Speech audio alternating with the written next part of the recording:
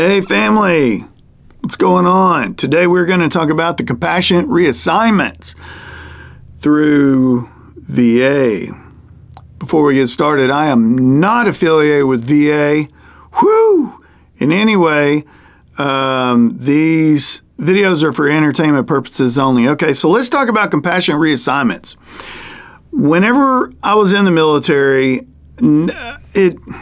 when I heard that there was compassionate reassignment, I was in a really, I'm not going to say a sucky infantry unit, but it sucked. We didn't get a day off from like April to October. And yeah, you guys I served with, y'all are probably really laughing pretty hard right now. Yeah, we had a lot of stuff. Well, this one dude, he was like, getting out, and he had only been there for like 2 months, and we're like, dude, what's the deal? And they said, well, he's getting compassionate reassignment. We're like, what do you mean a compassionate reassignment? Well, you know, he had to leave because his one of his family members was close to death, and he needed to be close to them, and we were in Germany. And I was like, what? So let's see. So I'm going to read this. First we need to know, what is compassionate action? What's the criteria? What are generally not considered? So for those of you who are watching these videos who's in the military, let me see, show of hands. Okay, 1. Okay, well, this video is for you. Everyone else, just go ahead, and if you know somebody that's getting ready to go in or that is in, you might want to share this with them, because if there's something going on at home with someone, this is going to explain that. So I'm going to make this as fast as I can. Okay, what is compassionate action? A compassionate action, you know, reassignment. A compassionate action request is one from the individual soldier requesting reassignment, deletion, or deferral from orders. A compassionate reassignment is a reassignment of a soldier to another duty station prior to his or her schedule permanent change of station, PCS. It normally occurs in response to a family emergency, hardship, or other situation in which a soldier's presence at another duty station is warranted. Okay? What are the criteria? What's the criteria? The soldier's concern must be intimate. Oh, I'm sorry, initiate the request. Soldiers, okay. Let me go ahead and, okay. I'll give you an example. There was this guy, he was in the Navy, and his wife was back home, and she was having a really tough time with pregnancy, and make a long story short, that because of her condition, he was able to come back to the States, and something like that.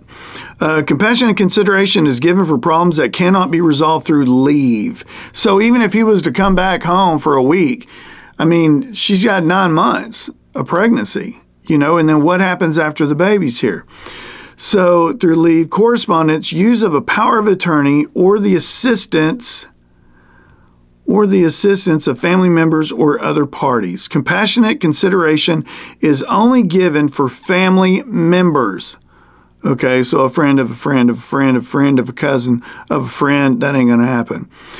The requesting service member must have a valid MOS or grade or authorization. Kind of like, have you guys heard of the MTO? That may be showing my age. That was a long time ago. It's like if the motor pool had 4 or 5 PFCs, and there's a PFC that needed to come in, they didn't have any room for them, right? Because their MTO said they only had to have 1. So now they got 4 or 5. They got to start promoting, you know. They got to do something before that can take the place. They got to have the availability. That's what I'm saying. The following generally are not considered valid basis for a compassionate request.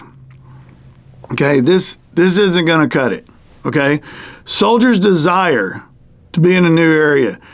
Like, I would really have a compassionate reassignment for Hawaii.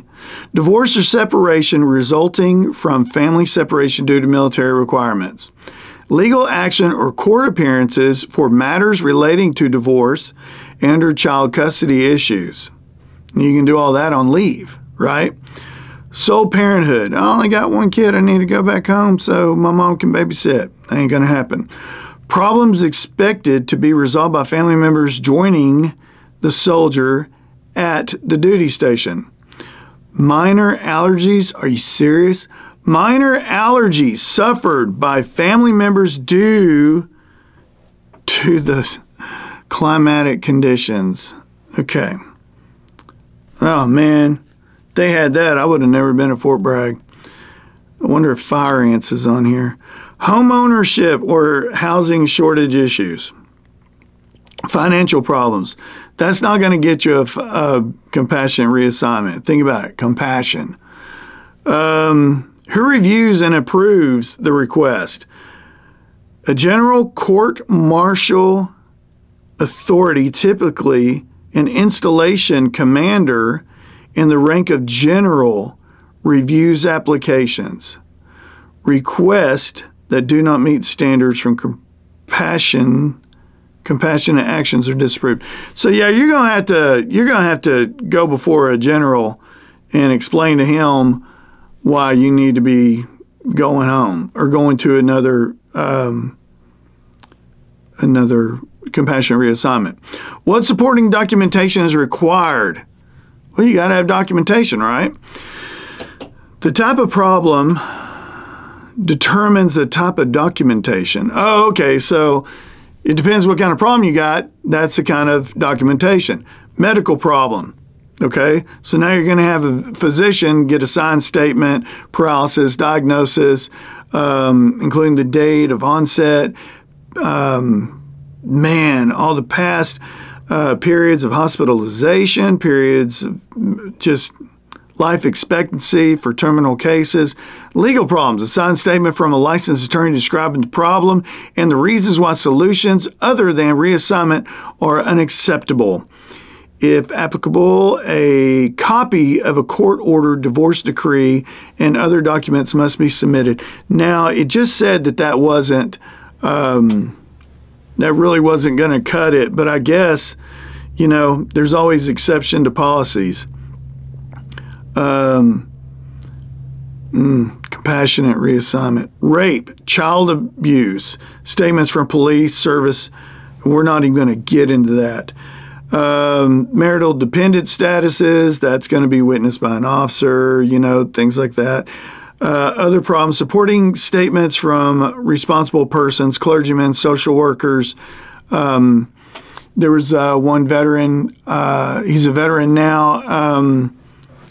He had some things happen back home that really messed him up as far as with his MOS. And it got to the point where he could no longer do his duties. He was an air traffic controller. That's already stressful. He went to work for the chaplain, and the chaplain signed off on his compassionate reassignment. He eventually ended up getting out. So what is the form number and governing regulation for this compassionate action request? So here we go. Soldier must submit their application on DA form. So this is what you can do. You can Google DA, capital D, capital A, form 3739. That is the application for compassionate actions. And the governor regulation is Army Regulation 614-200, Chapter 5, Section 3. That's III, or lowercase LLL. So, okay. For further information, contact the Legal Assistant Office.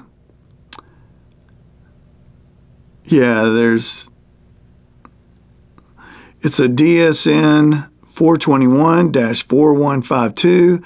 Civilian is 0711-729-4152. So that does it for compassionate reassignment. I know this is going to be a low number video, but you know what? Somebody had to do it. I wanted to make sure that you guys knew. Like I said, there's a lot of things that we want to do to help people out, and I want people to know the things that I wish I had known about when I was in the military. Compassionate reassignment is definitely one. On a personal level, my grandmother, she wasn't doing good, and it really hurt when I came home, knowing later I could have been closer to home rather than Germany. That entire time, my grandparents are the ones that basically raised me. So when that happened, it was really tough. I could have been there. I wish I'd have known. So this is why we make these videos. So I know it was really exciting, and you know, I apologize for all the enthusiasm that I had, because I love reading. And if you guys know me, you know I'm not that kind of person. So anyway, like, subscribe. I'll get busy on the next videos, and stay tuned for the I know I keep talking about the service animal one, but Lily will be here in the studio probably in the next couple of days, and we'll do that one. I'm just really excited because I had a Funko Pop made for us. So anyway, all right, guys, I'll talk to y'all soon.